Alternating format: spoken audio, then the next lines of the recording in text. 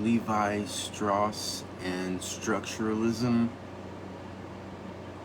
Structuralism made its first appearance in the field of linguistics, and it would be true to say that the role of language in human thought and understanding remains of central importance. Moreover, the extension of the role of language to art in general generates a conception of music, painting, architecture, and so on that preserves several linguistic concepts by viewing these as systems of signs and signifiers somewhat comparable to natural languages. In linguistics, the pioneer of structuralism was the Swiss linguist Ferdinand de Saussure, 1857 to 1913. Saussure made the now famous distinction between parole, utterance, and langue, the unspoken and inaudible system of language which determines the structure and meaning of an utterance. The things we say are constructed out of and depend for their meaning upon a grammar and vocabulary that is not itself expressed and generally is not explicitly known by language speakers. The task of linguistics, as Saussure conceived it, is to construct or deduce the langue from its realization in parole. Two features of this way of thinking are especially worth noting. First, the hidden langue behind a manifest parole is not to be thought of as something existing apart from language as it is used. Although the hidden langue may be distinguished from concrete utterances, nonetheless, it can only manifest itself in these same utterances. The grammar of a natural language, for instance, is not identical to grammatical utterances themselves, yet it can be realized only in real spoken sentences. The distinction at the heart of structuralism thus holds out the promise of something which in a sense all intellectual endeavor strives for: the detection of reality behind appearance, while at the same time invoking no occult or strangely metaphysical entities. This explains much of structuralism's attraction in a wide variety of fields: social anthropology, as well as the study of language, for instance. Second, structural linguistics opens up the possibility of theoretical explanation, that is to say, explanation of linguistic phenomena in terms of the internal nature of language and thought, and not merely their appearance or development as seen in varying time and place. Sometimes this is expressed by saying that Structuralism allows for synchronic, simultaneous, and not merely diachronic historical explanation.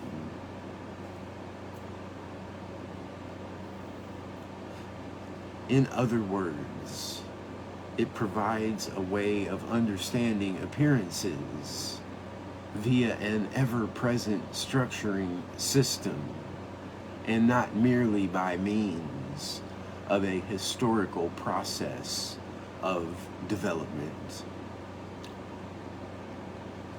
It was for this reason that structural linguistics seemed to provide a source of theoretical liberation from the mere recording of historical changes which had marked the study of language hitherto. Given the intellectual attractiveness of structuralism, it is not surprising to find the basic ideas of linguistic structuralism extended into wider spheres of inquiry. Most notable of these is anthropology, as it was developed by Claude Levi-Strauss, 1908 to 92. Levi-Strauss himself seems to have thought of his employment of ideas from the field of linguistics merely as an extension and not a special adaptation of them. For he says, "We conceive anthropology as the bona fide occupant of that domain of semiology which linguistics has not already claimed for its own." Levi-Strauss, 1978, 9 through 10.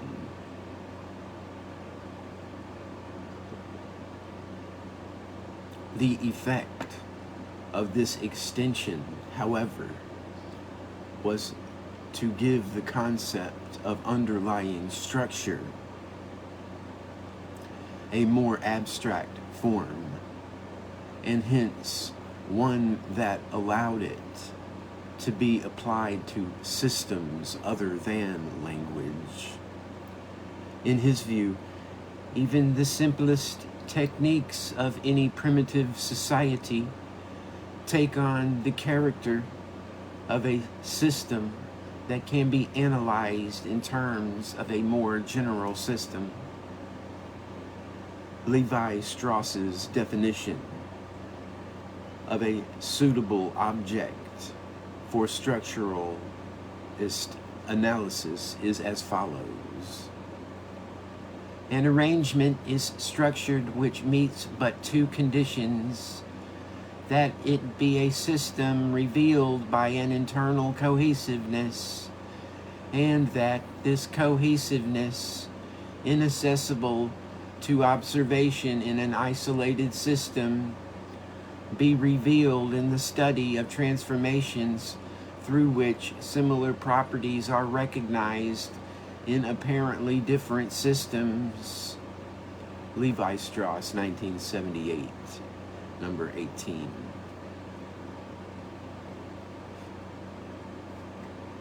It is not difficult to see that such abstract conditions can be applied to art and art making. Indeed, Levi-Strauss himself was one of the first to make this connection in the field of anthropology by drawing attention to work on fairy tales by the Russian Vladimir Propp. Propp thought that certain constant functions and spheres of action delineated by character types,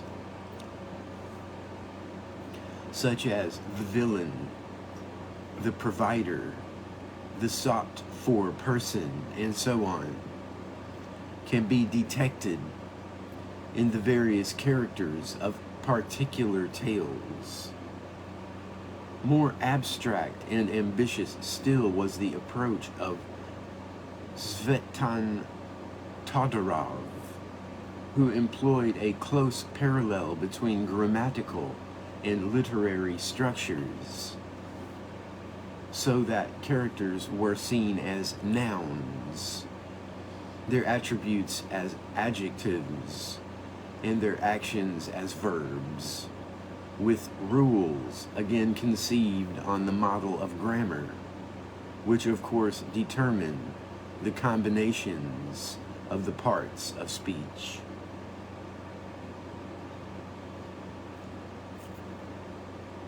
The most important implication of the structuralist approaches to literature was the creation of a new view of literature itself, namely, that in it we find not merely the manifestation of an underlying structure, but a conscious or partly conscious reflection upon the structure itself. To use the terminology of linguistics, the field in which this development began, contrary to other forms of writing. In literature, we do not find a clear distinction between signifier, words, and signified, the objects the words refer to. Rather, in literary compositions, the signified is the signifier itself. And the effect of this identification is to draw the attention of the reader not to an external reference, but to the very means of reference themselves. It is this function that the semi-technical term foregrounding aims to capture. The function of poetic language consists in the maximum of foregrounding of the utterance. It is not used in the services of communication, but in order to place in the foreground the act of expression, the act of speech itself. Jan Mukarovsky, Standard Language and Poetic Language, quoted in Hawkes, 1977, number 75. The impact of structuralism in thinking about the arts has clearly been greatest in literary theory, no doubt because of its origins in the study of language. But it is not hard to see how the extension to other arts is to be made.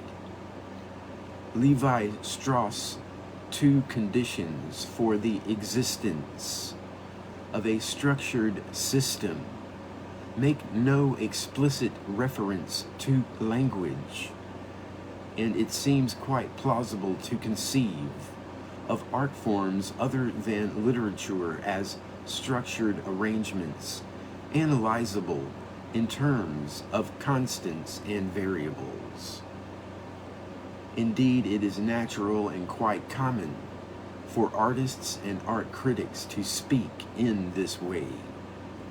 Thus, painting can be understood as a way of foregrounding the visual.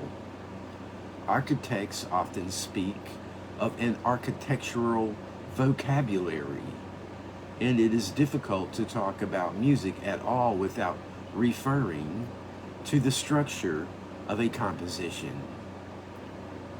Structuralist ways of thinking, then, can be made to generate an understanding of the arts in general, and not simply of poetic function.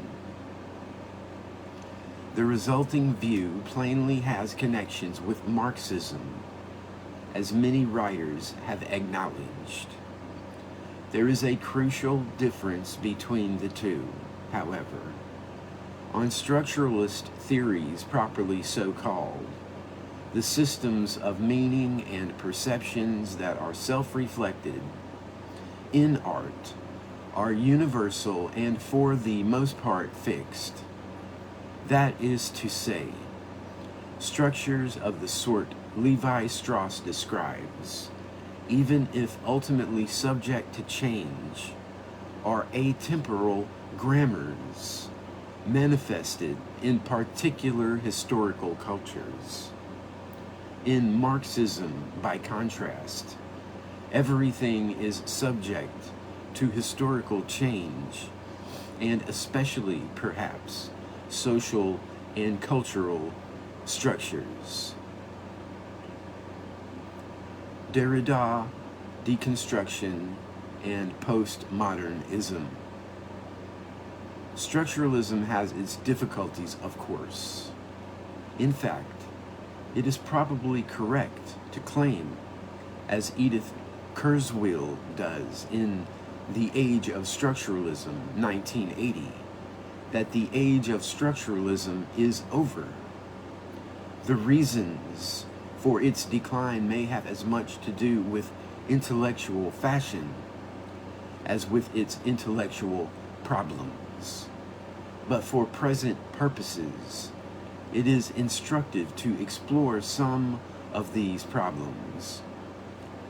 First, and in some ways least interestingly, no one has been successful in actually deriving a convincing structure of axioms and rules of transformation.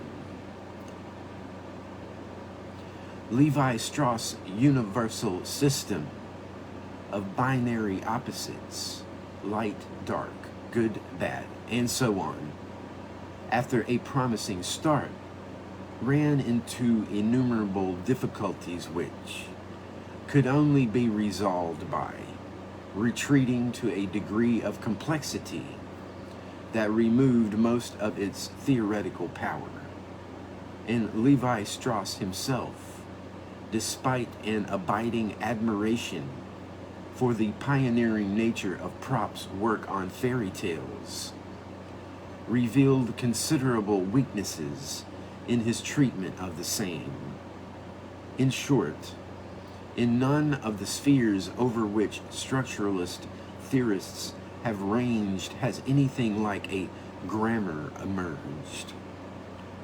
Second, it will have been clear, even from this brief exposition, that the move from structural linguistics through anthropology to a structuralist theory of literature and finally art is questionable. To treat music, for instance, as comparable to a natural language is mistaken, as we saw in Chapter 5. But even if we accept the legitimacy of this extension, the resulting view seems to encounter precisely the same objection as we found in philosophical aesthetics.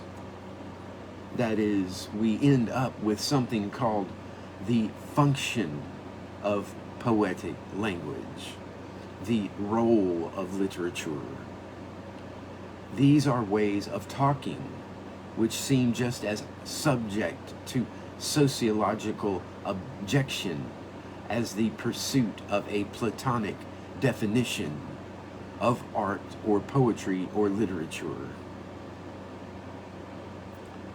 But the third and most importantly, the theories that emerge from structuralism appear to contradict its originating thought. This is the line of objection developed by the French literary theorist Jacques Derrida, 1930 to 2004. Perhaps the major influence on post-structuralist thought. Derrida's corpus of writing is very large, hard to understand, still harder to generalize about, and impossible to summarize. Here I shall elaborate his criticisms of structuralism as they appear in the essays Force and Signification and Structure, Sign, and play in the human sciences, both of which appear in the collection of essays entitled Writing and Difference, Derrida, 1990. Derrida thinks that structuralism arises from and reflects an important rupture in the history of human thought, a final break with Platonism of the sort some people have detected in philosophical aesthetics. A Platonist view of language thinks of words and signs as substitutes for the things they signify, and further thinks that these transcendental objects are the fixed centre on which structures of thought and language are built. But the crucial rupture in the history of thought consisted in a recognition that the substitute does not substitute for anything which has somehow existed before it. Henceforth, it was necessary to begin thinking that there was no center, that the center was not a fixed locus, but a function, a sort of non-locus in which an infinite number of sign substitutions come into play. This was the moment when, in the absence of a center or origin, everything becomes discourse. Derrida, 1990-80. What Derrida is saying here is that whereas most theorists have thought of human language and the external world as two distinct entities related by correspondence, structuralism sees that the underlying reality is not some fixed world, but rather the structure of thought and language itself. It is upon this recognition that the whole of structuralism rests. But according to Derrida, its proponents, in these two essays he refers chiefly to Levi Strauss and the literary critic Jean Rousset, do not pursue the basic insight of structuralism to its logical conclusion. Structuralism, he says, lives within and on the difference between its promise and its practice. Structuralism denies the independent existence of the structures upon which it rests.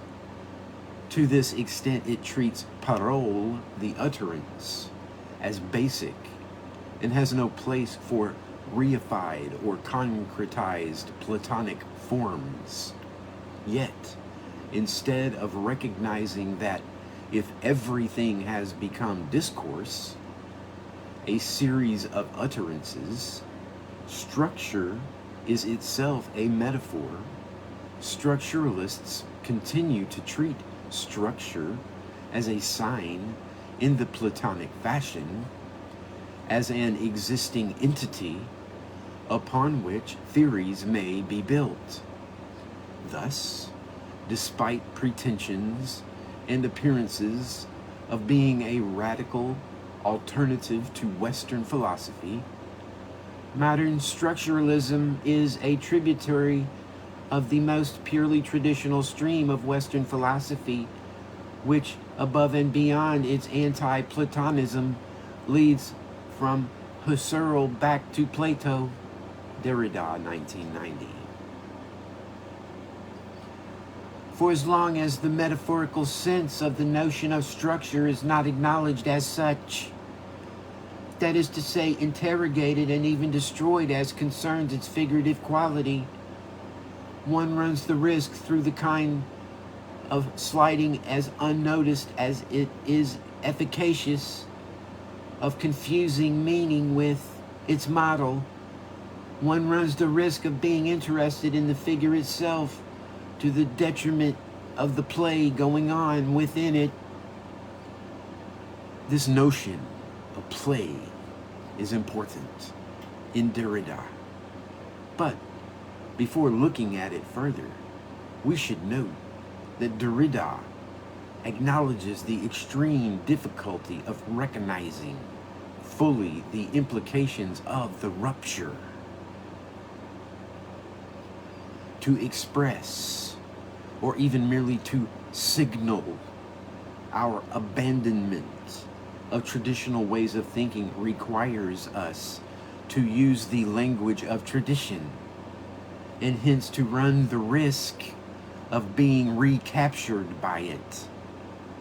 Derrida thinks this is what has happened to the structuralist as well as the literary and art critics who have pursued structuralist methods.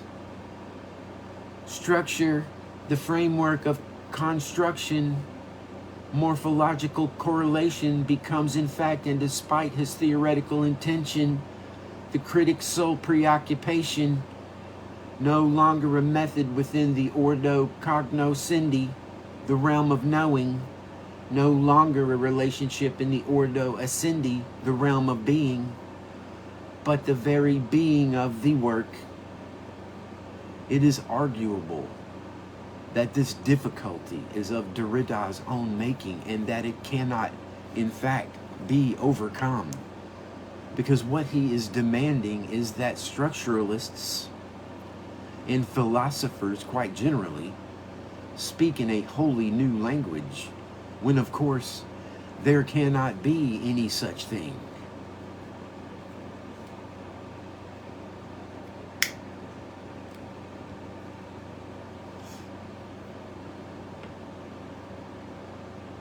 We can only invent a new language by translating terms and concepts we already employ. A less flatly contradictory interpretation is that Derrida does not demand a completely new language, but only that we use language in a different way, knowingly, which is to say, conscious of its limitations. In other words, there is a way out of the linguistic trap if we stop trying to devise replacements for old theories and instead understand them in a different way. What I want to emphasize is simply that the passage beyond philosophy does not consist in turning the page of philosophy, but continuing to read philosophers in a certain way. This alternative way of reading is to be contrasted with the older way of thinking, back into which structuralism slides. It is here that the notion of play becomes important. There are thus two interpretations of interpretation, of structure, of sign, of play. The one seeks to decipher, dreams of deciphering a truth or an origin which escapes play, and the other, which is no longer turned toward the origin, affirms play and tries to pass beyond man and humanism. Faced with a work, or a text, or a myth, or a story, then, we cannot hope to detect within it something which will determine for us the correct interpretation of it. We can only play upon it, and a good deal of Derrida's later work consists precisely in play of this sort, as does the work of critics inspired by similar thoughts. Such a prospect, he thinks, could be greeted negatively, having lost all prospect of there existing a thought determining centre or origin. We may incline to the saddened, negative, nostalgic, guilty, Rousseauistic side of the thinking of play, or we may find instead a cause for the joyous affirmation of the play of the world and of the innocence of becoming, the affirmation of a world of signs without fault, without truth, and without origin, which is offered to an active interpretation.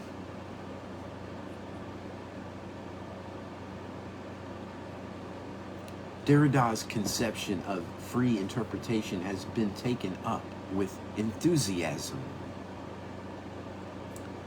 by some students of literature, notably the American critics Hillis Miller and Paul de Man, though the same free interpretation could as easily be applied to paintings, drama, or music.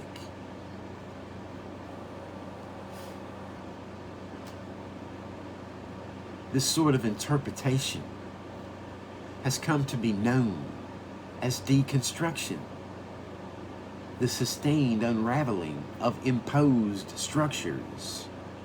Literary criticism of this sort, as inspired by Derrida, seems to have capitalized on ideas arising from a number of different but contemporaneous sources. Derrida's distinction between two types of interpretation, for instance, bears a close similarity to Roland Barthes' distinction between lisible, readerly, and scriptible, writerly texts. In the former, the reader is expected to be passive, to receive a reading of the text, and hence absorb an established view of the world. In the latter, the writer and the text itself, for it is not just a matter of intention but of style, acknowledges its malleability and involves the reader's interpretation as part of the creation of the work. Barthes seems to think that the most we can hope for from readerly texts is pleasure, whereas from writerly texts, which invite our active participation, we can expect something much more exhilarating.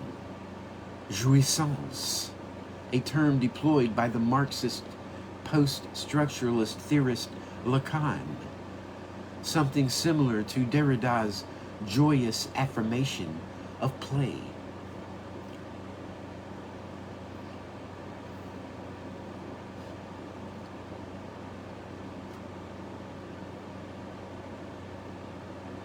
The point to be stressed in the thought of both thinkers is that a proper understanding of structuralism leads to a liberation from the very idea of structure itself. It leads to a certain sort of freedom, the freedom of indefinitely many readings. These are to be teased out from the work in a host of different ways. And much of Derrida's later writing consists precisely in doing this, as does Hillis Miller's. The idea that must be abandoned is that of natural, innate, or proper meaning, and interpretation must recognize that it moves in a world without fault, without truth, without origin.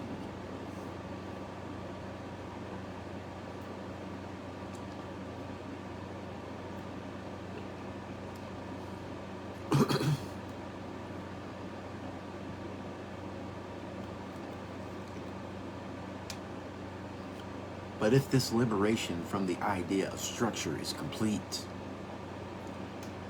no interpretation can be wrong. This is one reason that the influential German philosopher Habermas thinks the thoughts of Derrida and Foucault to be irrationalist.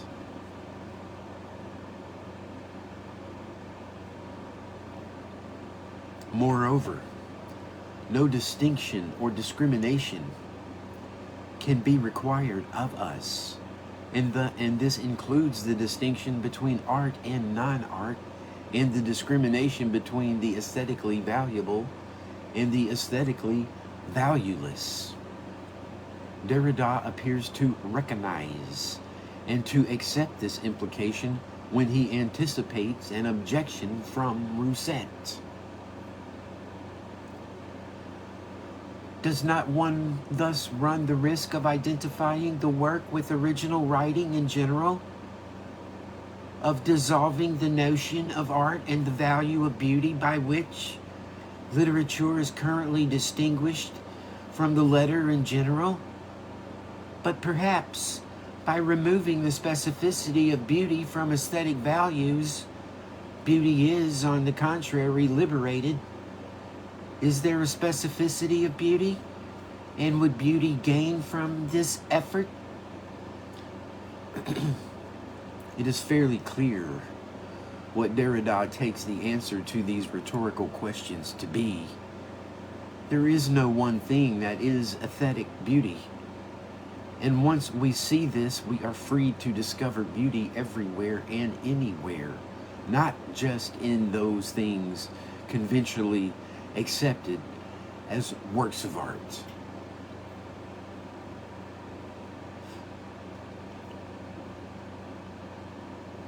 This freedom is the mark of postmodernism. While the modernist, at least on some uses of the term, strives to find the right proportions and harmonies, the postmodernist abandons any such attempt as futile and thus opens up a world liberated from conventional and culturally relative constraints. The terminology is confusing here, since Derrida's conclusion seems to be deeply in accord with the art of the ready-made discussed in Chapter 10 under the general heading Modern Art. But the modernism to which Derrida's thought is post is not the art of the avant-garde in general, but that movement in early 20th century architecture that thought of itself as penetrating the essentials of pure form.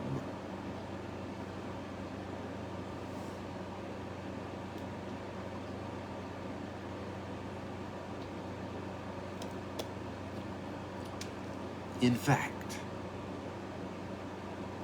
the expression postmodernism makes its first appearance in architecture and is perhaps most easily understood in that context, since thereafter it assumed multiple meanings, one commentator having identified no fewer than 14.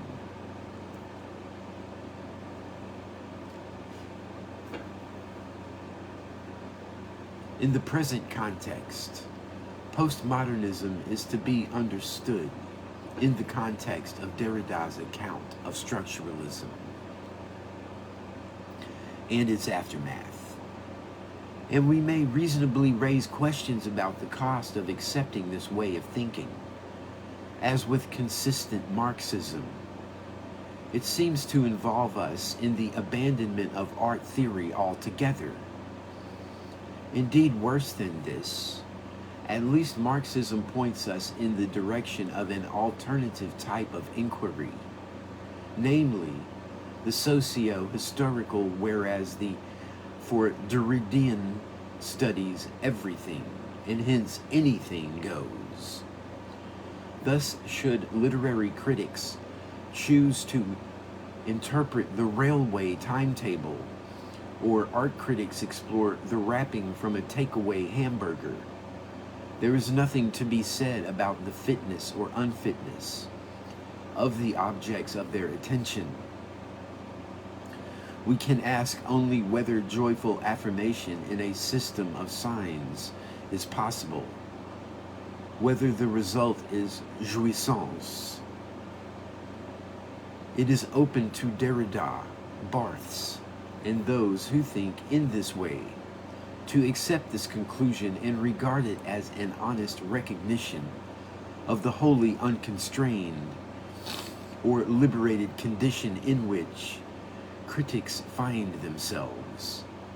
But there are at least two further points to be made. First, in the work of the deconstructionists, there is a measure of the same tension between promise and practice, which they allege is to be found in structuralism. Although it is impossible to classify Derrida as a philosopher, critic, or social theorist because he refuses, on theoretical grounds, to work within these traditional distinctions, he does nevertheless discuss almost exclusively the work of philosophers, critics, and anthropologists. He does not discuss the scribbles of racetrack punters or the instructions on packages of medicine, though Barthes does examine literary works such as these. In other words, distinctions are being made within the sphere of the letter in general, even if these distinctions are not the most familiar and are treated with a greater degree of flexibility than the study of literature has traditionally done. Second, it is hard to see how this could conceivably be avoided. Indeed, a certain measure of Platonic realism seems to lurk in Derrida's thought itself, and to be for this reason inescapable.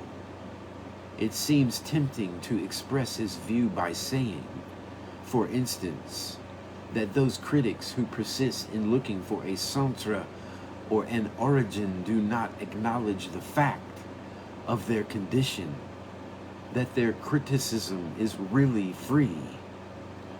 To speak in this way, however, is to reintroduce the idea of an independent reality against which understanding and interpretation are to be tested. What exactly is wrong with speaking in this way? Some version of the Marxist idea of false consciousness runs through nearly all of the critical attacks on philosophical aesthetics we have been considering. Essentialism, unwarranted generalization, Platonism, or the failure to recognize the mind-dependent structures upon which systems of meanings depend, the transformation of structure itself into a centre or origin. The error in each of these philosophies is said to lie in the assumption that there is a given which can determine our understanding for us, whereas according to the deconstructionist, the interpretive mind is free to play. However, there must be a serious doubt whether the thrust of this criticism can be sustained. As I have suggested, some kind of Platonic realism seems inescapable. If we are to speak of this assumption as an error, for error suggests that these philosophies misrepresent how things really are. But suppose traditional metaphysics is erroneous in this regard. Even so, if the motivation behind deconstruction and its forerunners is to free critical interpretation from the imaginary metaphysical constraints, another line of thought deploying a different conception of constraint can be seen to open up.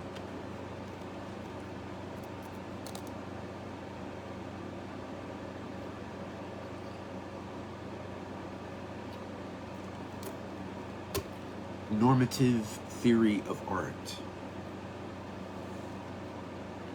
If there is to be such a thing as theory of art, we must be able to distinguish art from non-art.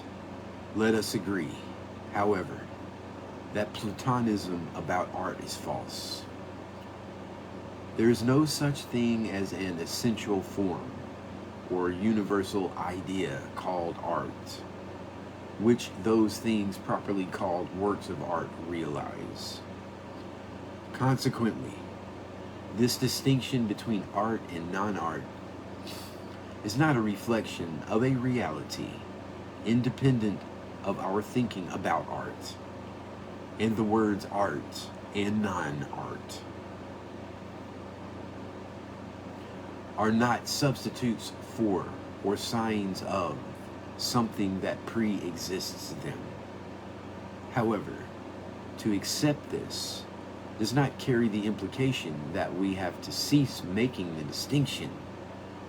It only means that we cannot interpret the distinction descriptively. There is nothing to prevent us interpreting it normatively. That is to say, applying the distinction between art and non-art does not signal a discovery, but a recommendation. Thinking of art theory in this way not only avoids the strictures imposed by Woolf, Eagleton, Todorov, Derrida, and others, but also resolves an ambiguity noted earlier, which runs through a great deal of aesthetics, an ambiguity in the term work of art. Is work of art a descriptive or an evaluative label? The only plausible answer, given the way the term is used, is it is both. When, for instance, experts testify in court on behalf of artists or writers that a particular painting or novel is not pornography, but a work of art, they mean not simply to say what it is, but to give it a certain evaluative or normative status. Be its content what it may, the force of their testimony is that there is a value in it other than the value pornography has. To call something a work of art in these circumstances is not merely to classify it, but to exonerate it. Most of the definitions of art, which have been devised in philosophical aesthetics, treat art as a neutral classification. But sooner or later, this leads to the sort of Platonic essentialism or empirical generalization which, as we have seen, contemporary critics find so objectionable. The solution, however, is not to abandon all attempts at distinguishing between art and non-art, as some of these critics have done, but only to set aside the idea of art as a neutral classification, a theory of art which explicitly and self-consciously sets out to recommend a distinction between art and non-art in terms of relative value would almost avoid most of the problems we have considered. We can make the point in Derridian language. It is a mistake to think that we can discover in the nature of things, as it were, interpretive rules by which to play. But this does not mean that we cannot devise rules of play and proceed to recommend them for the purposes of discussing art. Such rules would, of course, be mere stipulations unless there were rational grounds for recommending these rather than some other set of rules. But there is nothing in any of the critiques we have been considering that excludes the possibility of rationally recommended norms of criticism. All that has been ruled out is a certain kind of metaphysical realism.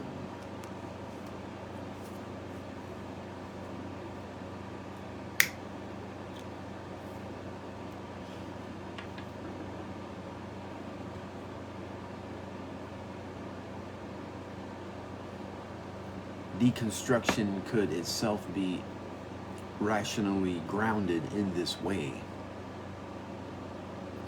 We might, for instance, recommend Barthelesian rules on the grounds that they lead to greater jouissance. A parallel with a more straightforward example of play will make the point clearer.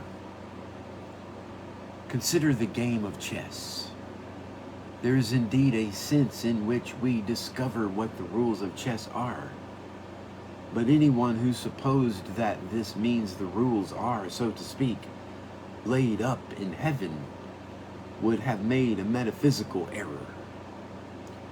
The force of the error, or so critics allege, is that it leads to the rules being regarded as unalterable. On the other hand, acknowledging their alterability, or contingency as some writers call it, does not imply that we can play chess any way we choose. It means rather that we can make rationally grounded alterations in the rules. The grounds for altering them will have to do with improving the game from the point of view of the value we derive from playing it.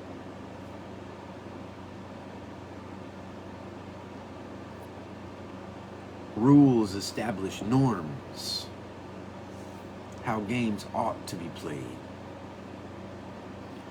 And these norms are to be assessed according to their effectiveness in realizing values. Pleasure is one such value. A rule can increase or diminish the pleasure of a game, and its ability to do so is a reason for or against adopting it.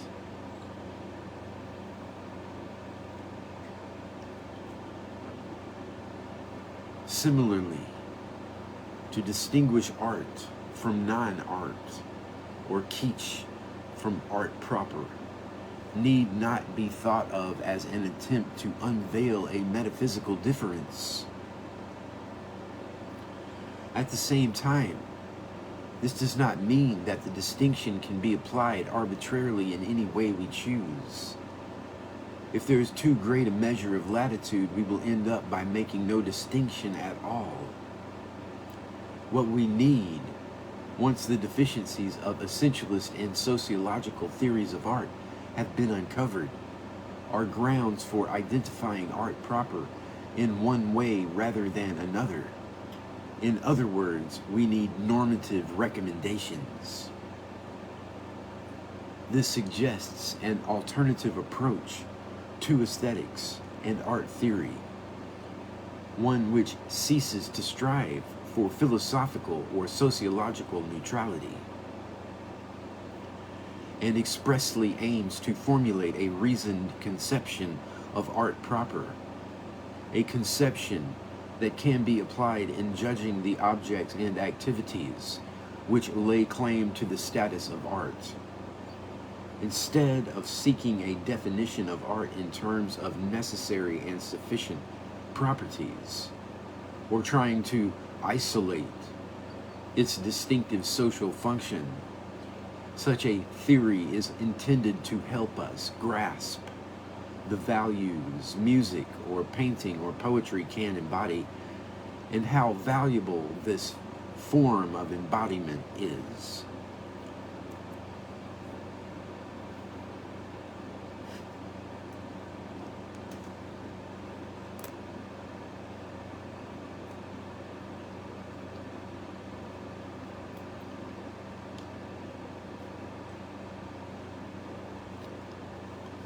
Such an approach to art is not a novelty.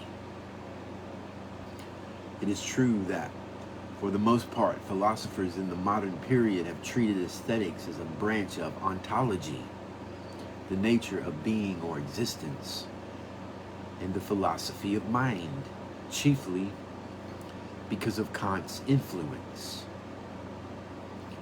But the much older Greek tradition established by Plato and Aristotle was evaluative rather than metaphysical in character.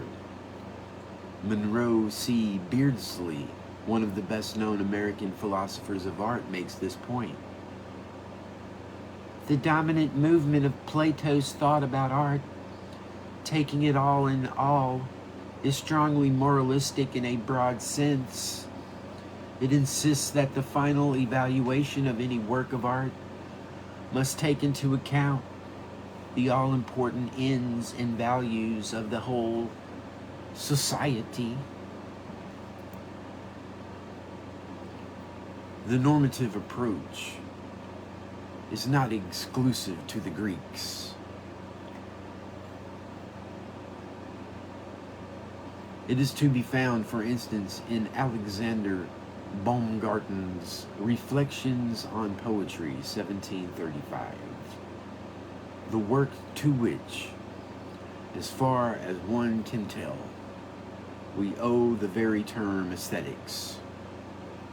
Baumgarten's treatment of poetry could hardly be called moralistic in even the broadest sense, but it is evaluative, implicitly, if not explicitly.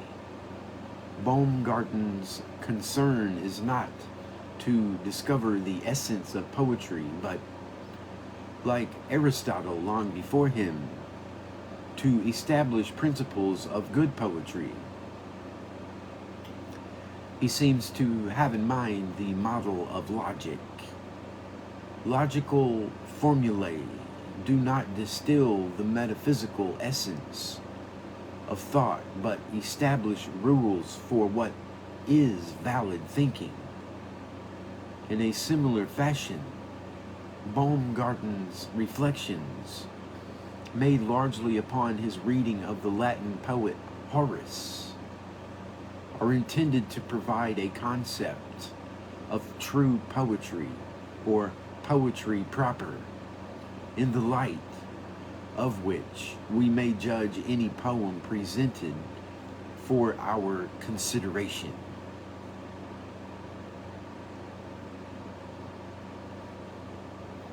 Amongst the major philosophers of the modern period, it is Hegel, as we saw in chapter 4, who develops a recognizable normative philosophy of art to a more sophisticated level. Hegel's theory of art is what he refers to in The Science of Logic as a determination.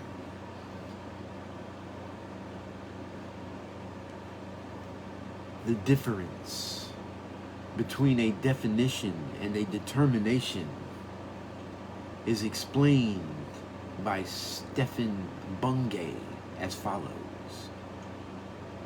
A determination is not a definition because a definition excludes possible examples by delimiting the object at the outset, which is what Hospers complains of. A determination is a theory, a framework of universal explanation, which then must demonstrate its own explanatory power through its differences and its instantiation. Hegel's own theory of art follows this conception. It does not consist in generalization drawn from an examination of acknowledged works of art, and it does not seek to discover what is essential in the aesthetic attitude.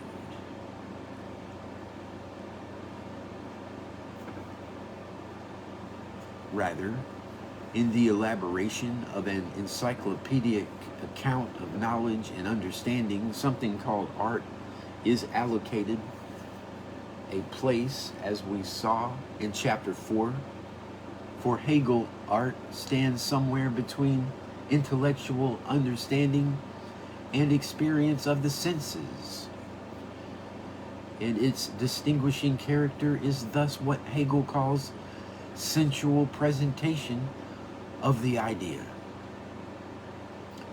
or the presentation of the idea of a thing by means of the senses. Sensual presentation of the idea is something art makes possible through its ability to identify the form of a thing, idea, which we grasp intellectually, and its content, appearance, which we encounter through the senses. This line of thought owes a good deal to Kant's treatment of art in his third critique. But it does not describe our everyday experience. Hegel does indeed begin with Vorstellungen, that is, things as they are presented to us in our consciousness. But the aim of the whole of his philosophy, and not just his aesthetics, is to reconstruct these Vorstellungen critically in thought. Hegel is engaged in formulating a philosophy of the absolute, which is to say a complete philosophical understanding of everything. And it is this absolute which determines finally what the conceptual character of art is. Once we have grasped its place in the absolute, the idea of art can be used to order and explain our experience of art. Strictly, this last step is not philosophy. According to Hegel, since the application of the ideal is to actual products of the people, thought to be artist requires judgment and not merely philosophical theorizing. However, the adequacy of the philosophical theory must in part be proved by the explanations and discriminations it allows us to make. And in the Aesthetics, Hegel does go on, not altogether satisfactorily, to apply his philosophy in an examination of architecture, music, and literature. This critical way of thinking about art has much to commend it. But with Hegel, the chief difficulty lies not so much in what he has to say about art, as in his ambitious metaphysical enterprise, of which the theory of art is just one. A slightly more accessible approach of the same kind is to be found in the works of Hegel's great contemporary rival, Arthur Schopenhauer, 1788 to 1860.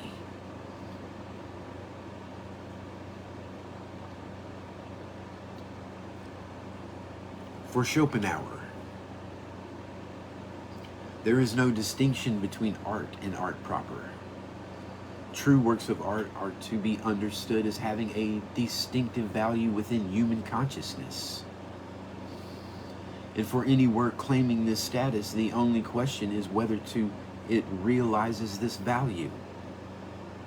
A work of art aspires to achieve something, and the task for philosophical reflection is to decide what the proper object of this aspiration should be. Schopenhauer's account of artistic value and how it is realized in different art forms is largely cognitivist. That is to say, it is what art allows us to see and to understand about human experience that lends its significance and makes it valuable. The cognitivist theory of art was examined in some detail in Chapter 4, and along with Hegel, Schopenhauer is another instance of a major philosophical author who clearly offers a normative theory of art along cognitivist lines.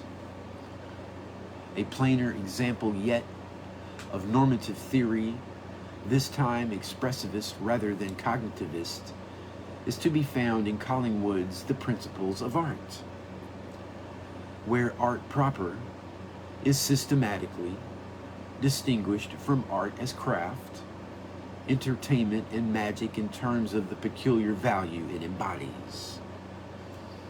As we saw in Chapter 3, Collingwood thinks that the value of art lies in its character as the expression of feeling, rather than some special apprehension of reality. Exploration of his version of expressivism showed that it easily gives way to Schopenhauer's type of cognitivism.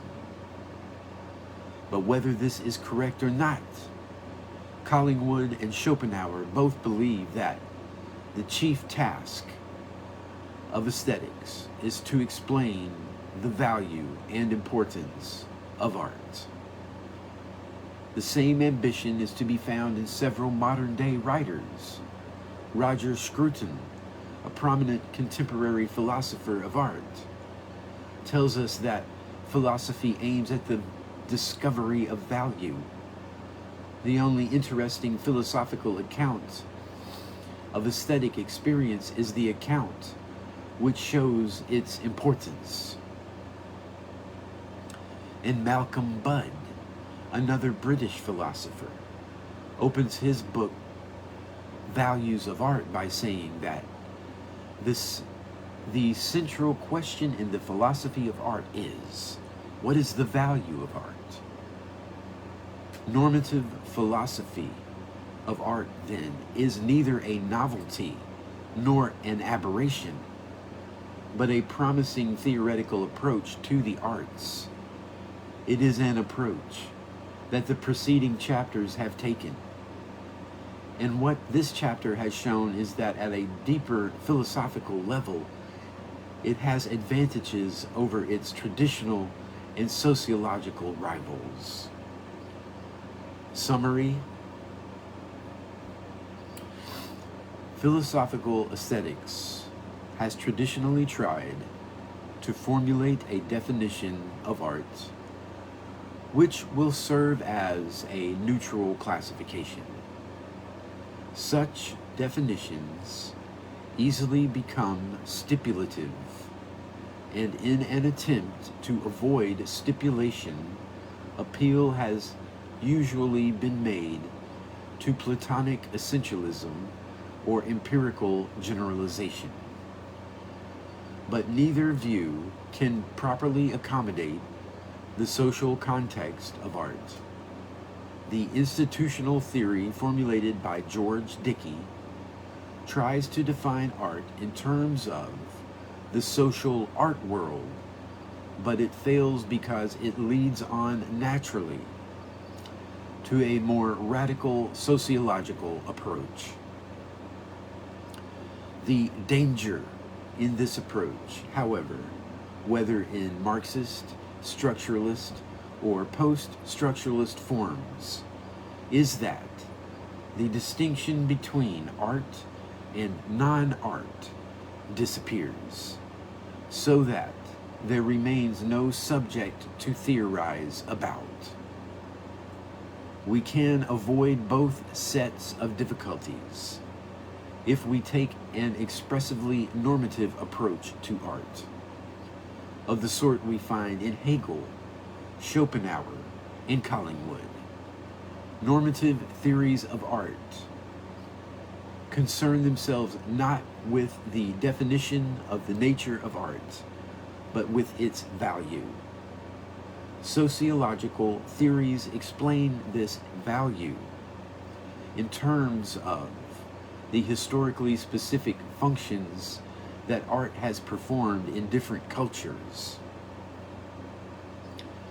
But the fact is that generation after generation and a wide variety of cultures have all attributed a special value to certain works and activities. This suggests that some of the things we call art have an abiding value. Consequently, the socio-historical approach to art is importantly limited. Marx himself observed this in a remark about the art of antiquity. The difficulty lies not in understanding that Greek art and the epic are linked to certain forms of social development. The difficulty is that they still afford us artistic pleasure, and that in a certain respect they count as a norm and as an unattainable model. Marx, 1973, 1:10 through 11. The last few words of this quotation are crucial. People in different periods have abiding ideas about the norms of art, just as they have abiding ideas about what is and what is not a valid logical inference. And just as logic can investigate the extent to which these ideas are correct, not by revealing metaphysical truth, but by devising systems of rules, so as interest in the ideal of art can investigate the evaluative basis upon which that ideal might be founded. In this way, objectionable essentialism is avoided, but so is anxiety about the Derridian rupture. Furthermore, by being self-conscious about its evaluative character, philosophy of art can be made to escape Eagleton's charge of seeking an impossible innocence. See Criticism and Ideology. Other writers have seen this.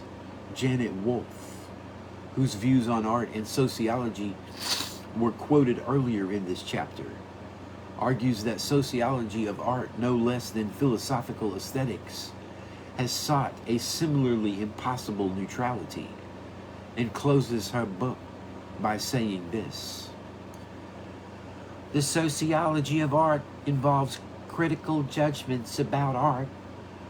The solution to this, however, is not to try even harder for a value-free sociology and a more refined notion of aesthetic neutrality. It is to engage directly with the question of aesthetic value. This means first taking as a topic of investigation that value already bestowed on works by their contemporaries and subsequent critics and audiences.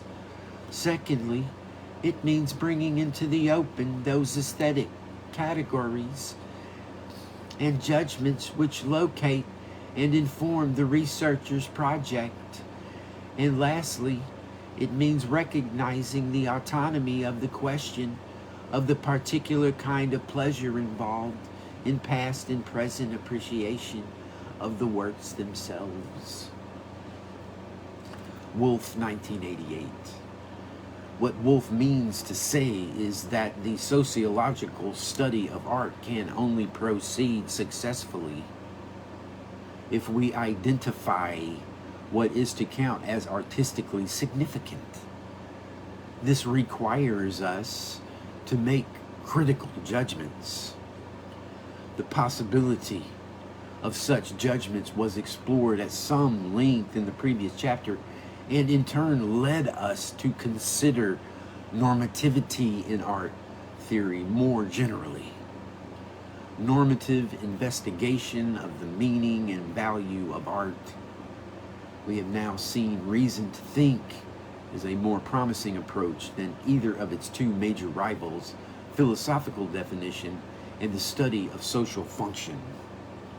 In fact, Wolff, who favors the second of these, nevertheless makes an implicit assumption of just the sort that this normative approach to art ought to investigate. She supposes, in what she says, that the value already bestowed on works by their audiences will find its validation in the particular kind of pleasure works of art supply. In short, Woolf implies that the value of art proper lies in the pleasure it provides. This is itself, in a simple way, a normative theory of art, widely held. Yet we cannot assume its truth. It is a claim that has to be investigated, and its investigation launches us upon the course of inquiry in which this book has been engaged. Our subject has thus come full circle. We have seen how an examination of the philosophical basis of rival theories of art leads to a question about the connection between art and pleasure. Appropriately enough, this was the topic with which the first chapter of our book began.